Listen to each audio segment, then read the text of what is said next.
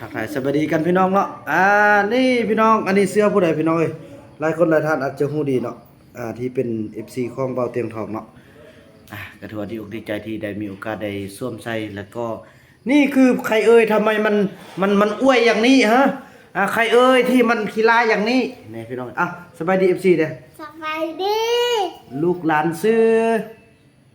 หยังเราชอบบอกดีๆบอกกันนะ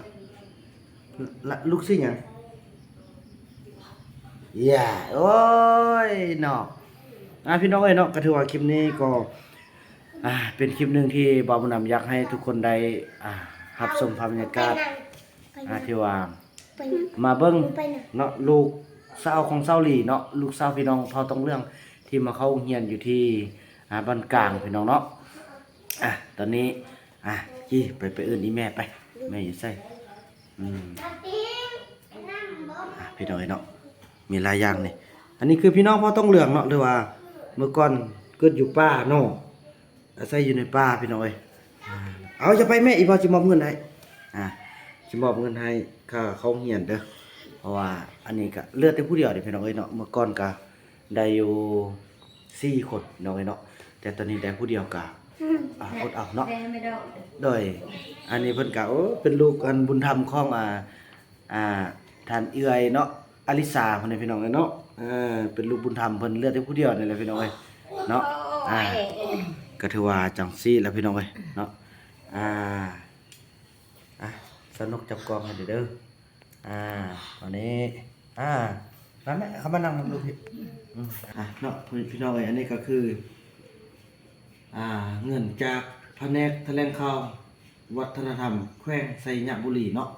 เพิ่นได้มอบเงินส่งเสริมในการศึกษาให้เต่าน้อยเนาะจำนวน1 ล้านกีบเนาะพี่น้องเนาะ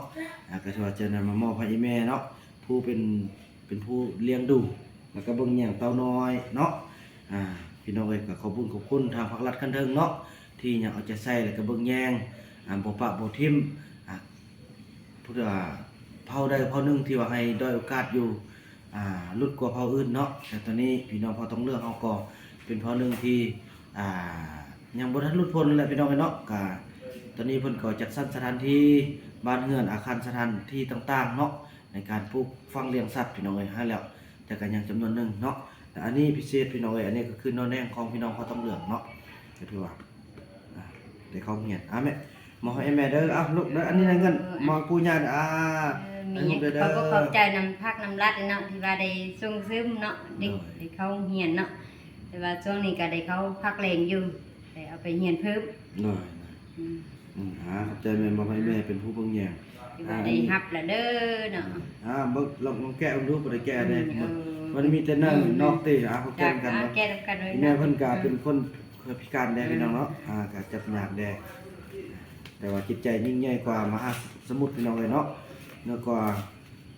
ทะเลพี่น้องเอ้ยเนาะตัวลายตัวลายตัวตอนหน่อยสิได้กินขนมร้านแล้วเนาะมันเนาะตุ้มนี่พี่น้องเลยซื้อปึ้มได้เนาะซื้อพริกถึงเนาะ2 3 4 5 6 7 8 9 10หมดเลยเนาะอันนี้มาให้เต้าเด้อบ้านเดเนาะซื้อกันกินไปกินอยู่เฮียนได้เนาะบ้านเดนอนไปถึงขอบใจเดี๋ยวเนาะนักพลังเทิงแล้วก็พิเศษกับขอบใจแม่เด้อดีเพิ่นสิแย่เอาบุญเอากุศลกันเลยคือว่าสุที่เนาะความเบิ่งคำใหญ่เนื้อก็รู้ตื่นยันเจ็บยันปวดเนาะมาบ้านก็ถือว่าที่ผ่านมาพี่น้องเมื่อ2 ปีที่แล้วทุกได้4 คนเลยเนาะมีนางมุกนางจอมบุญยงเต่าน้อยนี่เนาะแต่ว่าปีนี้ก็คัดสรรออกไปเขาเจ้าเลือกเองพี่น้องเนาะวิถีชีวิตของเขาเจ้ามันเขาเจ้าเลือกเองเขาก็บ่ห้ามใดเนาะแต่ก็เลือกผู้นี้ใดก็จังได๋เฮาก็ได้ผู้นึงแล้วว่าแต่ละมื้อแต่ละวันก็แม่ก็นั่นเนาะอย่าเขาชื่อกันลูกแม่ก็สอนหนังสือให้เบิ่งนับอันมังกรดู1มังกร2กุมภาพันธ์3 มีนา4 เมษายน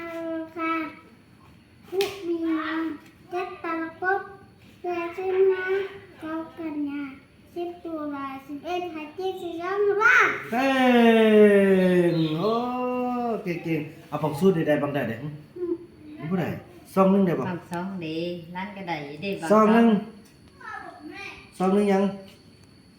มันบัดคือนั่นจะเบามันเบาคนเดียว ก็ใกล้ มันบัด ขอไก่ ต่อไป ขอไข่ขอกล้วยงองัวจอจอบเสือเสือจอจางยอนูจอเด็กจอตาหอหงหอหูหอนูโดเละโดปากหอหง เอาคือ ขอหูขอไก่งอแมวงอแย่ขอละคันขอดีวัวมีหอหันโอ้หอหัน เฮ้เก่ง 80%ก็ดีแล้วเนาะจะได้ยินพูดน้ำยาท่าเด้อตอนนี้ก็ถือว่าอันนั้นก็ถือว่าแจ้งข่าวหายพี่น้องไว้เนาะก็ถือว่าพ่อบุญไทยหัวหน้าเผ่าต้องเรื่องนั่นล่ะแล้วก็ได้ออกมาพี่น้องออกมาแจ้งข่าวว่ามีสมาชิกเพิ่นอยู่ข้างในอันเป็นไข้ให้บ่าวบุญนำไปเอาด่วนเนาะให้ไปรับด่วนว่ามาปัวเด้สันบ่าวบุญนำก็บ่ฮู้ว่าจะเป็นไข้อีหยังเนาะและอีกอย่างก็ทีมงานบ่าวเตียงทองก็เพิ่นก็มาพี่น้องเอ้ยฉะนั้นบ่าวบุญนำก็ต้องได้เลือกเอาทีมงานก่อนเนาะเพราะว่าเขาเจ้าตัดสินใจที่ว่า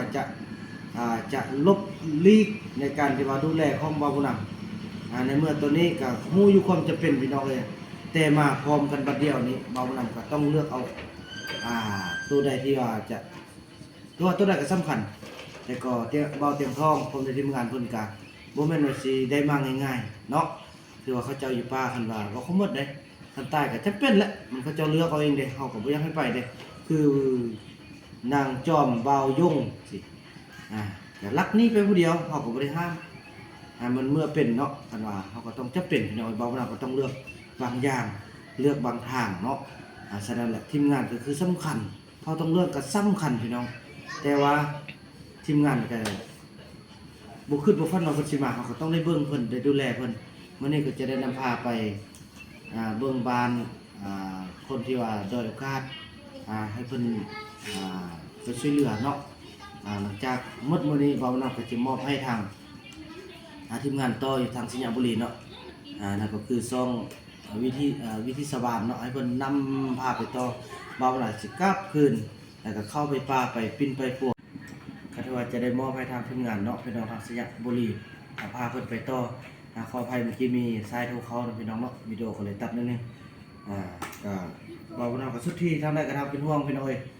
ฉะนั้นบ่าวบุญนำต้องได้เลือกเทคแคร์ทีมงานก่อนเนาะเพราะว่าเพิ่นก็ตั้งใจมาพี่น้องบ่เรื่องใจได้จึงมาฮอดนะคำว่าเรื่องคลิปนี่ไปถ่ายใช้ก็ถ่ายได้พี่น้องเนาะเพราะว่าเพิ่นก็ใช้บุญอยู่แล้วแต่วันนี้ก็ย้อนว่าความเดี๋ยวเพิ่นตัดสินใจมาหาบ่าวบุญนำเนาะอยากมาเห็นอยากมาฮู้